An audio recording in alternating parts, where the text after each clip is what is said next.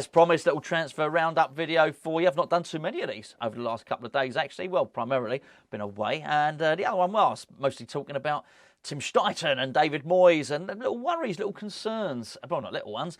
Concerns about West Ham, all that type of stuff. So I've not really been covering much of that. So I tell you what, I will not discuss. There'll be no discussion on David Moyes. There'll be no discussion on Tim Steidten or David Sullivan in this video. We'll keep it just to the West Ham news. I've just had a little look at all the different stories and we've got a few bits and pieces to get through.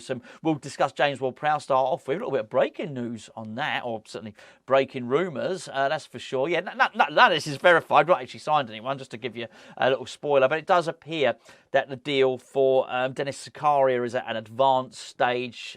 There's a twist, though, some complications. There's also the you might have read in the thumbnail. I'm sure I'll put it in the title somewhere, that Liverpool are interested in trying to sign a West Ham youngster, Poach, one of our academy prospects, no less. So that's not particularly great news, is it? Plus, we've got a little bit of news on Max Aarons as well. Plus, a couple of others. Nothing on McTominay in this one. We'll speak about Harry Maguire a little bit later. I'm not sure. I totally believe some of the McTominay stuff, so we'll leave it and we'll see if we can get a little bit clearer on that, maybe tomorrow or something. James Ward Prowse. Well, Jacob Steinberg is reporting right now. In fact, we say West Ham are ready to drop their pursuit of a deal. So I keep changing my glasses. I can manage this one. West Ham are ready to drop their pursuit of a deal for James Ward Prowse after having a second bid turned down by Southampton. The Premier League side do not believe he is worth more than 25 million. I think this is a ploy. I think this is a way for West Ham to basically say to Ward Prowse, go on, you push it through. And I mean, this is more of what I'd said. It's really hard for me to talk about the story without mentioning the names that I've already promised not to mention. But it's a case of either back the manager or don't, really. This is, I think a little halfway house, in the same way that we wouldn't quite bid what it took to get Polinia deal over the line. Maybe we're not bidding quite what it takes to get the James Ward Prowse deal over the line. So, as I say, back him or sack him, do one or the other. This halfway house is no good to anybody, but I didn't mention anyone's name, did I? The thing with Ward Prowse, I think it's quite clear here. Southampton have said they will not accept anything less than 40 million for the player. Clearly, we've now bid 25 million.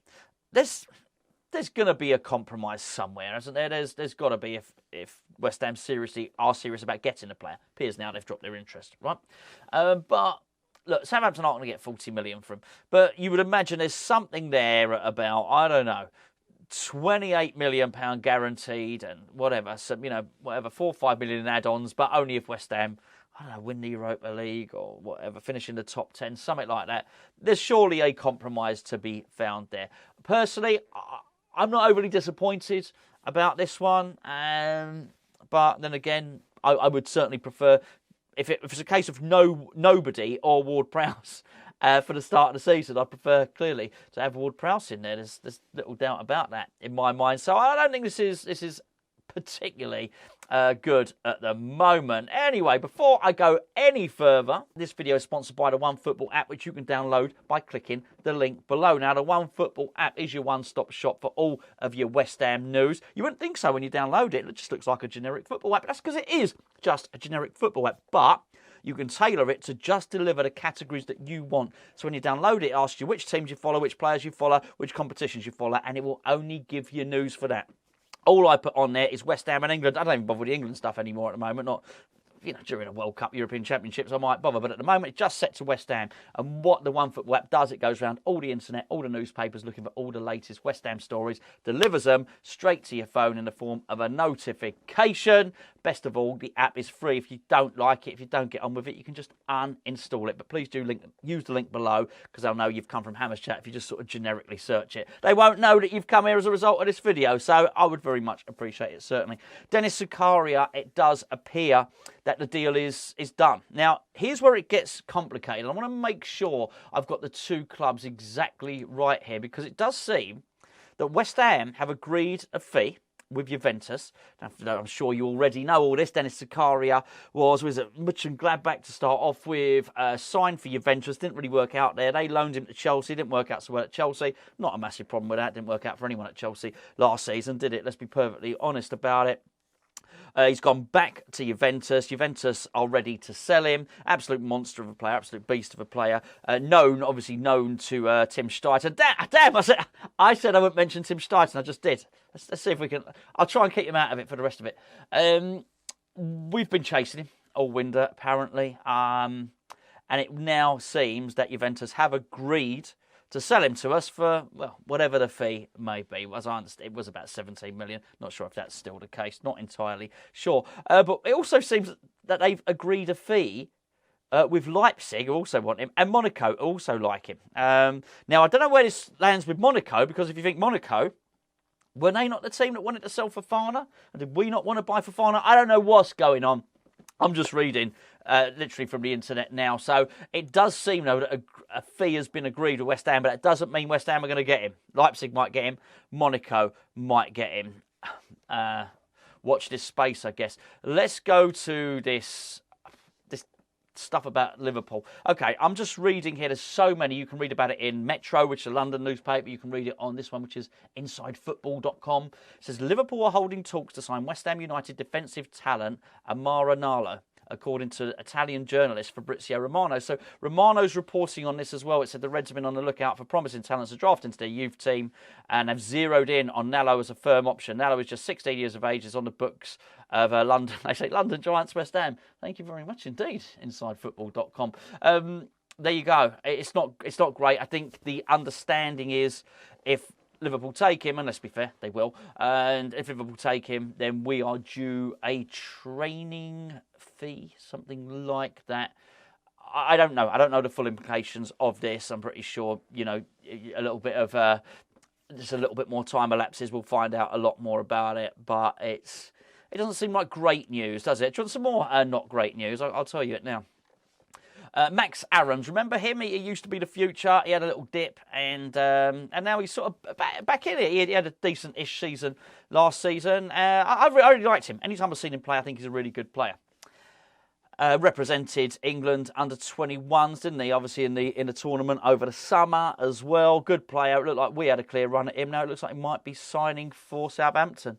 It says Southampton are leading the race. Fulham and West Ham are still interested. So, I mean, that'd be pretty... Well, it's pretty bad if we are honestly chasing him. I've got to say, do I believe we are actually chasing this player? Possibly not. I'd like to think we were.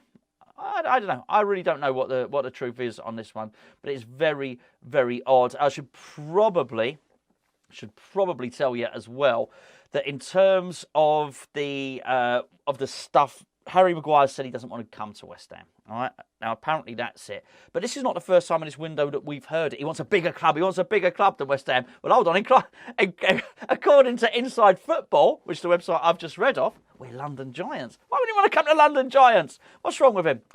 So I don't know. I don't know how much of this transfer window strategy was based on getting Maguire and other British talents. It's rumoured that David Moyes wanted to bring... damn! I've done it! I've done it again. I said no Steiten. I've done it again. I said no Steiten. That's 3 times I mentioned him. And no David Moyes, who I've now mentioned twice. I'm sorry. I will endeavour not to mention them again. What is also evident... I say evident, I don't know. It's just a rumour that basically Inter Milan may well be rivalling Roma for the signing of Gianluca Scamacca. We covered Scamacca in a video earlier.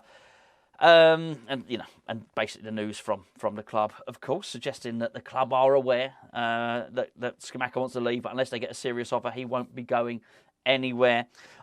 Inter entering the fray for his bidding, I don't know if that makes any difference whatsoever. What has become abundantly clear all window, that there's not much money in Syria at the moment. Their net spend, if you put all the clubs together, the spend on Syria is well down.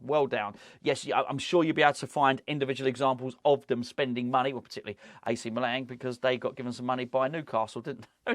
We're just giving it. There you go, AC. It wasn't anything like that. They bought Sandro Tonali off them, so they had a little spend up. Inter themselves spent a little bit of money, but by and large, there's not been a lot of money in Italian football this season, so in this transfer window. So to think that Inter Milan are going to come in and give us a serious offer for Gianluca Scamacca? I'm not so sure. I don't know. What would be a serious offer? Because those are the words used by the club, a serious offer. Not going to get our £35 million back, that's for sure. What I would also say is I doubt the deal from Sassuolo was £35 million. Forget about up front. I doubt the commitment was to pay £35 million in total. I wouldn't be surprised if it was commitment to pay £30 million, which we'd obviously pay over 4 years or whatever, and then maybe £5 million if Scamacca scored a certain amount of goals or this, that, and the other. So I doubt we have to pay that. You never know. It might have been like the extra £5 million if West Ham won the Conference League, and we did. I wouldn't be surprised. Us winning that Conference League, I wouldn't be surprised if that triggered some bonus payments for some players. Would not shock me at all. But anyway, my point is I doubt we owe £35 million for Scamacca. With that in mind, what would a club take? I think the club have got to be realistic and appreciate they're not going to get their money back because, well, he's not played well for 12 months, has he? Let's be fair, since he was at Sassuolo. So what would the club accept? I would not be surprised if the club accepted 20. And however that was divvied up and chopped up, that would not surprise me at all. Sorry, I'm just... Didn't do my glasses changed. Did all right, really, didn't I, to read all that? Bearing in mind I had the wrong glasses on. So there you go. That's your transfer update. It's...